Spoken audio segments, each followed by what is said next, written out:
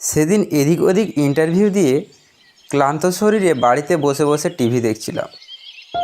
চাকরিটা যে কবে জুটবে তা নিয়ে বেশ চিন্তায় আছি। অনেক দিন হলো বেকারত্বের বোঝা মাথায় করে ঘুরে বেড়াচ্ছি। এবারে যে কোনোভাবে একটা চাকরি তো জোটাতেই হবে। দাদারও অবস্থা তেমন একটা সুবিধার নয়। দাদা ওই ছোটোখাটো একটা ব্যবসা করে, সংসারের হাল মোটেও ভালো না। বৌদি, ও বৌদি, একটু এদিকে আসবে তো। আর এই যা ব্যবসা গরম, কবে যে একটু বৃষ্টির দেখা মিলবে আর ভাল লাগে না।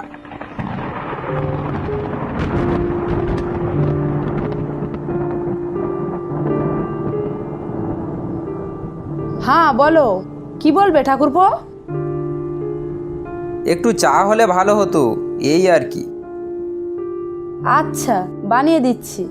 তা তোমার চাকরির কি খবর? কোনো উপায় হলো? উপায় বলতে চাকরির যা টানাটানি।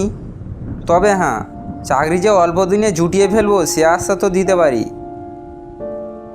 অতঃপর শুনতে পেলাম কে যেন বাইরে থেকে ডাকাডাকি করছে। আমিও গুটি গুটি পায়ে বারান্দায় এসে দাঁড়ালাম।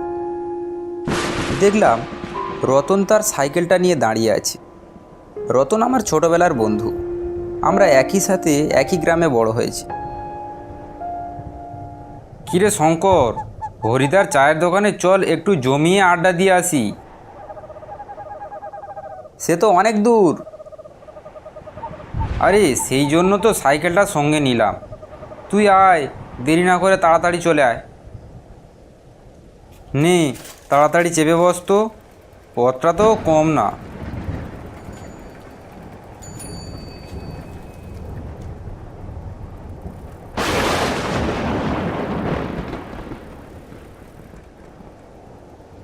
বুঝলি রতন, আকাশটাও তেমন একটা ভালো না। কখন যে বৃষ্টি নামবে তা বলা যায় না। হ্যাঁ, তা যা বলেছিস। সাবধানে চালাস কিন্তু, রাস্তাঘাটও তেমন একটা ভালো নয়। আর টর্চটা তো নিতে ভুলে গেলাম। তুই কিন্তু বামুনচক পাড়ার মধ্য দিয়েই যাবি, পাশের রাস্তাটা খুব একটা সুবিধার নয়। হ্যাঁ, ও তুই চিন্তা করিস না।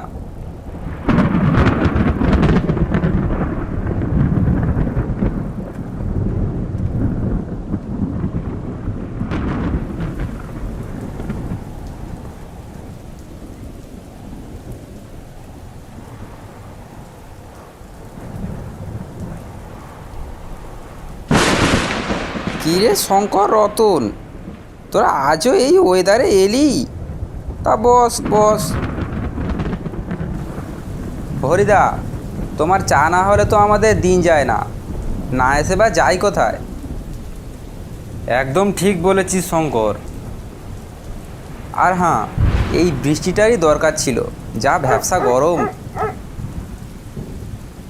হরিদা, তাহলে 4 কাপ চা দাও। আর শুনেছি শঙ্কর, পশ্চিমপাড়ার জেলেরা রাতে করে ঘাটে ইলিশ তুলছে। আমি তো কালই একটা আনলাম। তাই নাকি? কবে থেকে হচ্ছে রে? আমরা তো টেরই পাইনি। তাহলে শঙ্কর, আজকে একটা উদ্যোগ নিলে কেমন হয়? যাবে বলছিস? এই সময় ইলিশ হলে তো বেশ হয়। চল তাহলে যাওয়া যাক। শোন শঙ্কর, রতন, যাসনি।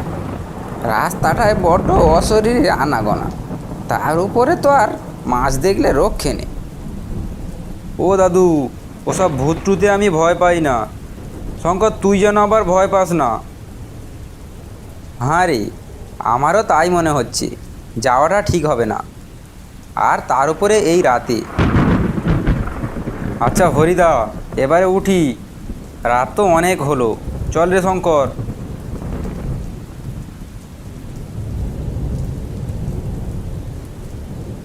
আর দেরি না করে রতন আর আমি ইলিশের খোঁজে রওনা দিলাম।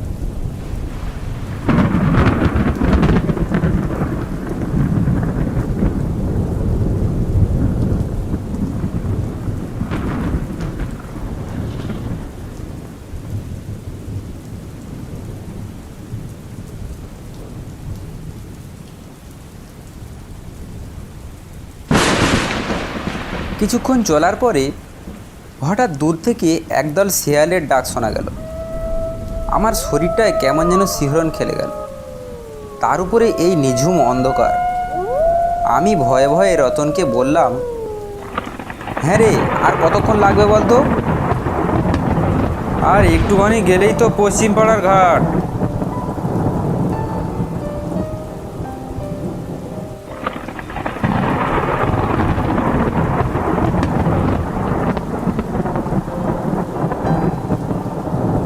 অতঃপর আমরা পৌঁছে গিয়ে একটা বড় ইলিশের দাম দর করতে লাগলাম। আপনি এই মাছটারে নেন বাবু, মাছটা খেতে খুব ভালো হবে। আচ্ছা, ওটাই দিন। এবার কিন্তু ওই শর্টকাট রাস্তাটা দিয়ে যাব শঙ্কর। কিন্তু ওই রাস্তাটাতে তো খুব একটা মানুষ যাতায়াত করে না। ও কিছু হবে না, চল তো। আচ্ছা, তাই চল। তারপর আমরা ইলিশ নিয়ে বাড়ির দিকে রওনা দিলাম। এরকম একটা তাজা ইলিশ বহুদিন পেটে পড়েনি। যাই হোক, ইলিশ হাতে আমি সাইকেলের পেছনে বসে রইলাম।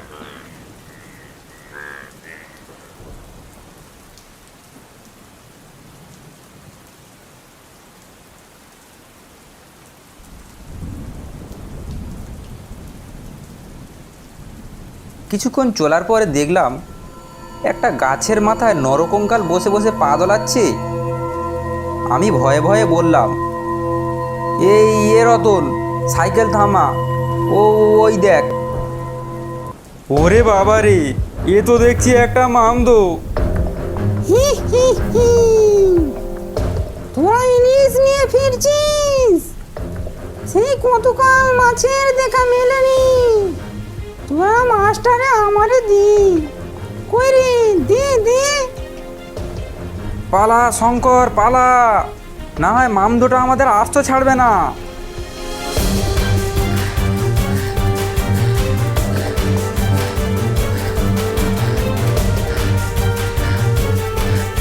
ওরে বেটা, দাঁড়া রে। মাছটা আমারে দিয়ে যা। যাস নে, যাস নে, যাস নে।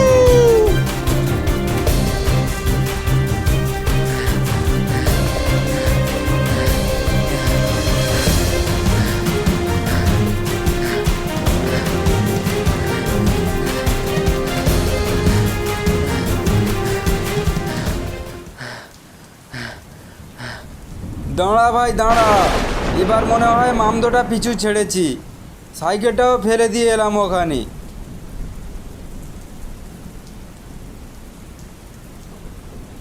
ওরে ভাই রতন, আমরা তো পশ্চিমপাড়ার সেই শ্মশানটার পাশে এসে পড়েছি।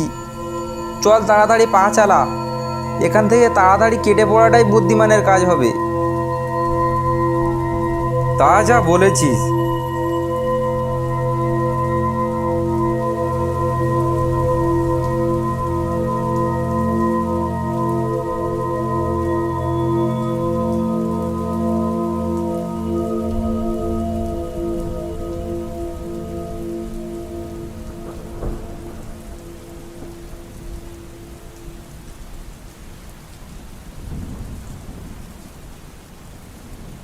ওই এদিকে আয়, এদিকে আয়। মাছ নিয়ে ফিরছিস বুঝি? হা হা হা। শুনতে পেলি শঙ্কর? কি যেন ডাকলো বলে মনে হচ্ছে। হ্যাঁ রে রতন, আমিও তো তাই শুনতে পেলাম। কই কাউকে তো দেখতেও পাচ্ছি না। শঙ্কর, এখানকার মতিগতি কিন্তু মোটেও ভালো ঠেকছে না। আমরা আর কিছু না ভেবেই হাঁটার গতি আরও বাড়িয়ে দিলাম। এমন সময়ে সামনের গাছটার দিকে তাকাতেই যা দেখলাম একটা নরপিশাচ গাছের ডালে বসে বসে পা দোলাচ্ছে আর আমাদেরকে উদ্দেশ্য করে বলল, কিরে বেটারা, মাছটা দিবি না তোদের ঘাড় মটকাবো? না না, আমরা মাছটাকে অনেক দূর থেকে নিয়ে আসছি। হ্যাঁ হ্যাঁ, মাছটাকে আমরা অনেক দূর থেকে নিয়ে আসছি, আমরা মোটেও দেব না। দিবি না বেটারা? দাঁড়া দাঁড়া।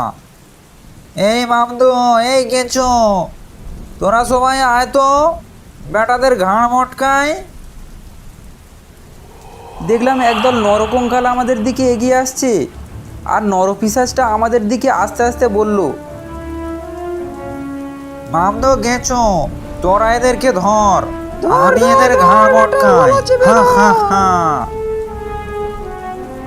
এই এই শুনে আমাদের শরীর ঠক ঠক করে কাঁপতে লাগলো। আমরা এক পা করে পিছনে পিছুতে লাগলাম।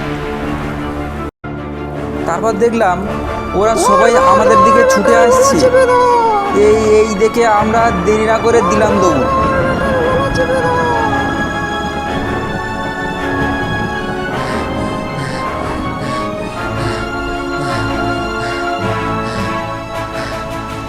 আরো জোরে ছোট শঙ্কর, ওরা মনে হয় কাছাকাছি এসে গেছে। ওরে বেটা দাঁড়া রে, মাছটা আমারে দিয়ে যা, যাস নে যাস নে যাস নে। ওরা তো আমাদের পিছু ছাড়ছে না রে রতন। মাছটা যে তোর হাতে আছে রে, তাড়াতাড়ি মাছটা ফেলে দে। আমি আর দেরি না করে মাছটা এক টানে ছুঁড়ে ফেলে দিলাম। তারপর দেখলাম ওরা মাছটার উপরে হামড়ে পড়লো। এই দেখে আমরা আরো জোরে দৌড়তে লাগলাম।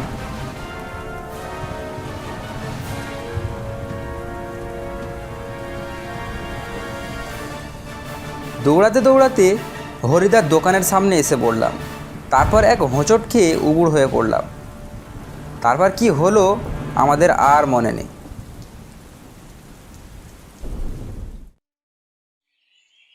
চোখে মুখে জলের ছিটা পড়তেই দেখলাম হরিদা ও পাড়ার লোকজন আমাদেরকে ঘিরে দাঁড়িয়ে আছে।